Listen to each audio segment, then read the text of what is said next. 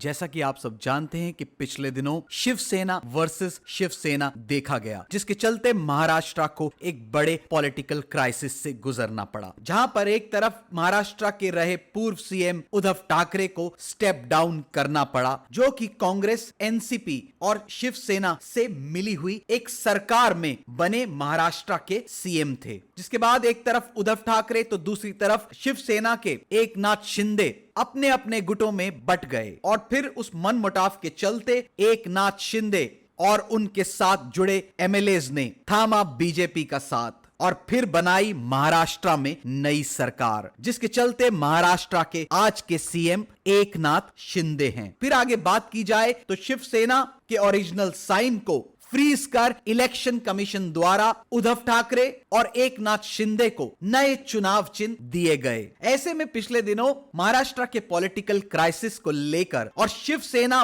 Versus Shiv Sena की tussle को लेकर खबरों के हवाले से यह बताया जा रहा है कि माननीय सुप्रीम कोर्ट ने अपनी कुछ टिप्पणी दी है, जिसके चलते पहली चीज महाराष्ट्र के गवर्नर बीएस कोश्यारी को एक स्टेटमेंट में यह कहा जा रहा है कि उन्हें महाराष्ट्र की पिछली गठबंधन की सरकार के गिरने के प्रोसेस में पार्टिसिपेट नहीं करना चाहिए था। और साथ ही खबरों के हवाले से माननीय सुप्रीम कोर्ट ने अपनी बात रखते हुए यह भी कहा कि पिछली सरकार में गिरने के चलते मुख्य तथ्य जो सामने निकल करके आ रहे हैं वो है कि शिवसेना के कुछ एमएलएज के पोस्ट अलायंस से नाखुश होना। पर क्या पूरी तरीके से ये ग्राउंड हो सकता है गवर्नर का ट्रस्ट वोट का सुझाव देने का? और साथ ही ऐसे में गवर्नर ने किन पैरामीटर्स के चलते रिकॉग्नाइज किया उन रेबल एमएलएस को as a legitimate faction when the Sena Congress NCP coalition was intact, जिसमें पहले से ही the rebel MLAs were part of the coalition for 3 years।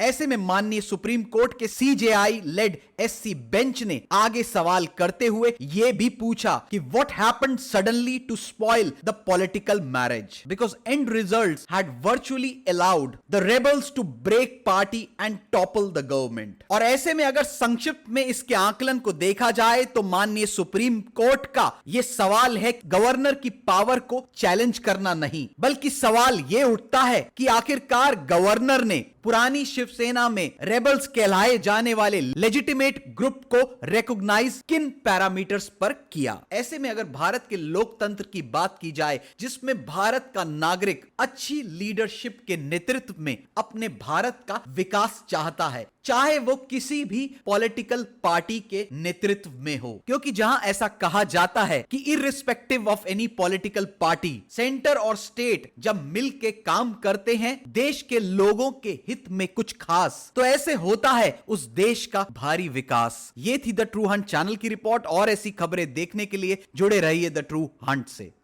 देखते रहिए the true Hunt, for the people, by the people.